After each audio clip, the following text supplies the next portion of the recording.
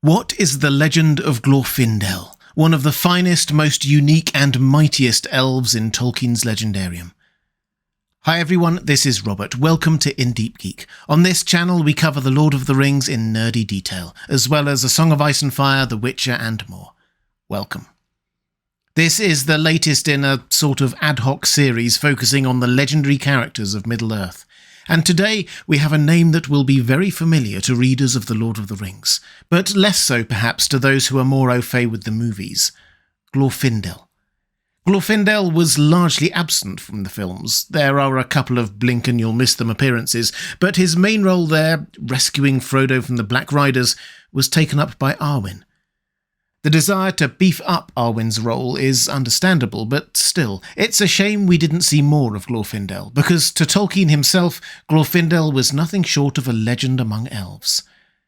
Glorfindel was born in Valinor, one of the Noldor elves in the Years of the Trees. That was that glorious time in the history of Arda when Morgoth was enchained and the elves and Valar lived in harmony and beauty. We don't hear much about Glorfindel during this period, as we don't hear much about any of the other elves because this was the closest Arda got to a heavenly idyll, and not much changed for long years. When all that did change, with Morgoth's destruction of the two trees with Ungoliant and the revolt of the Noldor under Feanor, I'll cover that in another video, Glorfindel was among those who returned to Middle-earth against the expressed wishes of the Valar.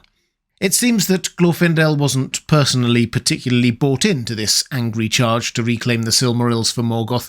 He only joined the host heading east because of his allegiance to and love for Turgon, one of the Noldorin. A while after reaching Middle-earth, and on the prompting of Ulmo, Turgon founded Gondolin, the secret city, and Glorfindel again went with him, and he was made chief of the House of the Golden Flower, one of the 12 houses of the Gondolin. Again, we don't have huge amounts of information about Glorfindel's actions during this time. Gondolin was a secret city, and its denizens didn't get out much, but Glorfindel's finest moment was shortly to arrive. As the First Age of Middle-earth approached its climactic end, Gondolin was betrayed. Morgoth's forces had the city besieged, and the decision was made to flee. Glorfindel's job was to hold the Great Market from the Orc horde for as long as possible. Basically, that was the main crossroads at the heart of the city. The longer he held that, the more of his fellow elves could escape. He and his small force were surrounded and outnumbered, but held on for hours. Eventually, a dragon breathed fiery death on them, and he had to withdraw, losing many of his company. But still, Glorfindel stuck to his task, along with others from his house, in a battling retreat, saving many lives by acting as the rearguard for the fleeing citizens, bearing the brunt of wave upon wave of attacks from orcs, dragons, and balrogs. The new exiles, women, children, old men, and a very few surviving warriors, found a way from the burning city out through the mountains, and Glorfindel was the last, buying time with every foe he vanquished. Finally, as these stragglers made their way along the Cirith Thoranath, a narrow path wending on the mountain's edge, a yawning abyss to one side, a last force of orcs attacked, led by a mighty Balrog. Glorfindel, of course, did not hesitate, but leapt to take on the Balrog himself. We read this. Then Glorfindel leapt forward upon him, and his golden armour gleamed strangely in the moon. And he hewed at that demon that it leapt again upon a great boulder, and Glorfindel after. Now there was a deadly combat upon that high rock above the folk, and these, pressed behind and hindered ahead, were grown so close that well-nigh all could see, yet it was over ere Glorfindel's men could leap to his side. The ardour of Glorfindel drave that Balrog from point to point, and his mail fended him from its whip and claw. Now had he beaten a heavy swing upon its iron helm, now hewn off the creature's whip-arm at the elbow. Then sprang the Balrog in the torment of his pain and fear full at Glorfindel, who stabbed like a dart of a snake, but he found only a shoulder, and was grappled, and they swayed to a fall upon the crag-top. Then Glorfindel's left hand sought a dirk, and this he thrust up, that it pierced the Balrog's belly nigh his own face, for that demon was double his stature, and it shrieked, and it fell backwards from the rock, and falling, clutched Glorfindel's yellow locks beneath his cap, and those twain fell into the abyss. Glorfindel died, killing the Balrog, and the last of the Gondothlim made it safely to a new home, thanks to his sacrifice. We're told that ever after the elves had a phrase for when they saw a battle between great good and great evil. Alas, 'tis Glorfindel and the Balrog. His body was recovered by the eagles and laid to rest under a cairn on which yellow flowers grew. And if that were all of Glorfindel's story, then it would be a mighty one indeed, remembered and lamented by the elves ever since. But that was not the end of Glorfindel. When elves die in Middle-earth, their spirits go to the halls of waiting, overseen by Mandos. Normally they wait there for a long time, but Glorfindel was no ordinary elf. So great his sacrifice, so noble his actions in life, that Manwë allowed him to be re-embodied swiftly, and he returned to Valinor, his spiritual power being enhanced, we're told, by his self-sacrifice, and he was treated as an equal by Eldar and Maiar alike. Glorfindel had been a mighty elf before, the equal of a Balrog, but now he was even greater. Eventually, the Valar decided to send him back to Middle-earth to aid Gil-galad and Elrond in their opposition to Sauron, the new power of evil in Middle-earth. The exact timing of this is a bit unclear, but it was probably around the year 1600 of the Second Age, around when Sauron forged the One Ring and invaded Eriador to take hold of the other rings of power. We don't read of Glorfindel's deeds in the Second Age, though he was surely there among the last alliance of elves and men as Sauron fell. Behind the scenes, the exact timing of Glorfindel's return, and indeed whether the Third Age Glorfindel was the same as the First Age Glorfindel, was one of the later decisions that Tolkien made. So there is a degree of ambiguity here, along with much of the detail of Tolkien's ever-changing legendarium. Sauron fell, but Glorfindel remained in Middle-earth. He still had work to do. And having lived so long in the light of Valinor and among the wisdom of the Maiar, he clearly had some kind of foresight about what was still to come. Glorfindel, it appears, like so many of the other powerful but wise characters Tolkien introduces us to, think Gandalf, Elrond, and so on, rarely showed his true angelic power, preferring to be humble and underestimated. Glorfindel seems to have decided to base himself with Elrond in Rivendell, although whereas the others of the elves counted among the wise tended to stay in their own lands, Círdan in the Grey Havens, Elrond in Rivendell, and Galadriel in Lothlorien, for example, Glorfindel took on a more proactive roving brief. Indeed, the next time we hear him impacting on the story, he is leading the elven forces in the Battle of Fornost, midway into the Third Age. This was the finale to the centuries-long campaign the Witch King of Angmar waged against the northern kingdom of Arnor and its successor kingdoms.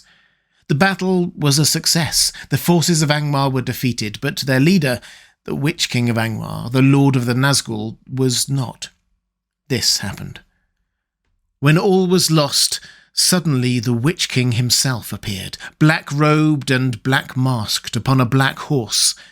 Fear fell upon all who beheld him, but he singled out the captain of Gondor for the fullness of his hatred, and with a terrible cry he rode straight upon him. Eanor would have withstood him, but his horse could not endure that onset, and it swerved and bore him far away before he could master it. Then the Witch King laughed, and none that heard it ever forgot the horror of that cry. But Glorfindel rode up then on his white horse, and in the midst of his laughter the Witch King turned to flight and passed into the shadows. For night came down on the battlefield, and he was lost, and none saw whither he went. Eanor now rode back, but Glorfindel, looking into the gathering dark, said, "Do not pursue him. He will not return to this land. Far off yet is his doom, and not by the hand of man will he fall." There are a couple of things here worth noting. First, the Witch King of Angmar fled at the mere sight of Glorfindel. He knew a mighty foe when he saw him. And also, it was Glorfindel who gave that prophecy about the Witch King dying not by the hand of man. We know how that ended, and it was Glorfindel's foresight. Fast forward then to the time of the Lord of the Rings. As we noted earlier, much of Glorfindel's role in the books was taken up by Arwen in the movies. It was Glorfindel who was one of those sent by Elrond to find Frodo, who was apparently lost somewhere between the Shire and Rivendell. This was an important moment in the early part of the story, because Elrond knew that Frodo was on his way, but also that Gandalf was missing. Saruman had captured him, and the Nine were abroad, searching for the ring-bearer. It was a dangerous moment. Elrond sent out his best people, and Glorfindel, of course, was the one that found the hobbits with Aragorn. There are some wonderful reflections of the art of writing, show, don't tell, in the pages that follow, as Tolkien lets us see hints of Glorfindel's power without ever explicitly drawing attention to it. This, for example. Suddenly into view below came a white horse, gleaming in the shadows, running swiftly. In the dusk its headstall flickered and flashed, as if it were studded with gems like living stars. The rider's cloak streamed behind him, and his hood was thrown back. His golden hair flowed shimmering in the wind of his speed.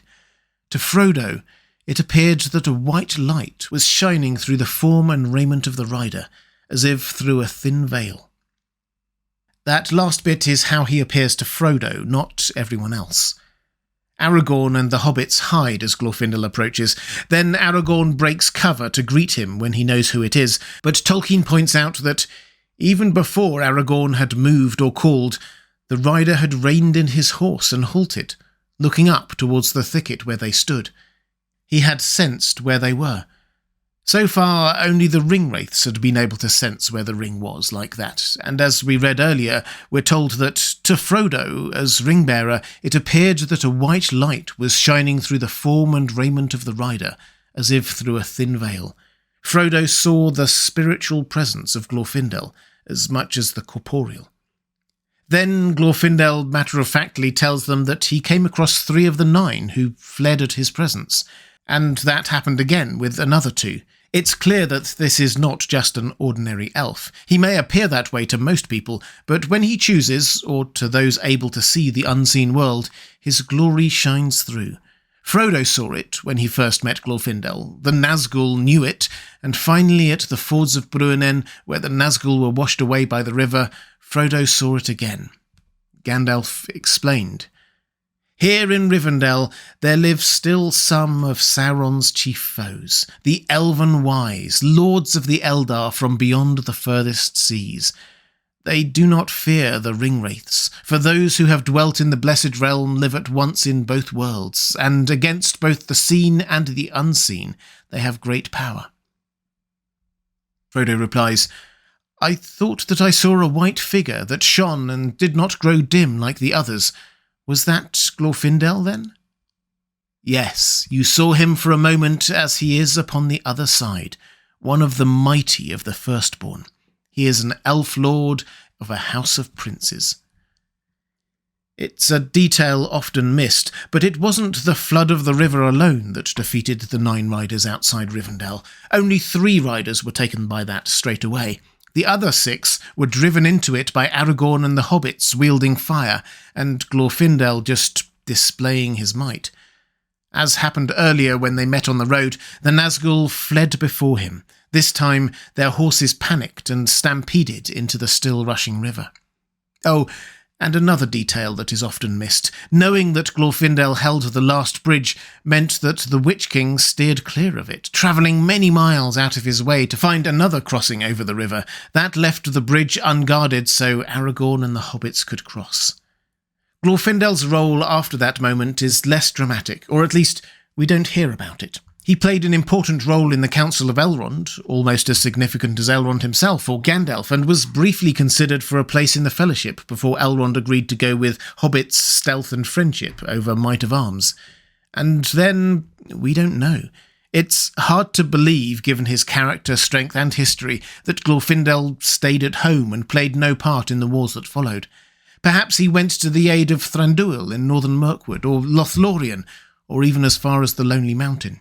There were plenty of battles that we have very little detail of in the War of the Ring. In any event, he survived and was with Elrond's party for the wedding of Arwen and Aragorn. But perhaps it is right that we hear little more of Glorfindel after that brief reminder of his power. Like so many of the wise in Middle-earth, he was not showy or proud. We see his great deeds, but they are never done for personal glory. He slayed a Balrog in single combat, not to be a hero, but to sacrifice his life for others. The Valar re-embodied him after his death and sent him back to Middle-earth even mightier than before, a unique honour, but he didn't use this to gain a kingdom, or even reveal the splendour of his true form to many.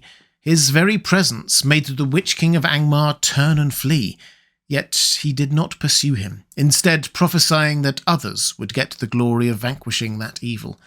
That is Glorfindel, slayer of a Balrog, a hero so mighty the Nazgul fled from his presence, yet a hero who never once sought personal glory, and was willing to lay down his own life to save others. A true legend of Middle-earth. If you'd like to see more videos giving the history and lore of these legends of Middle-earth, there's a playlist now on the left of your screen. Or to support this channel, thank you. There's a link to my Patreon page on the right of your screen. I appreciate it. That's all for this time. Thanks for watching. I'll see you again soon.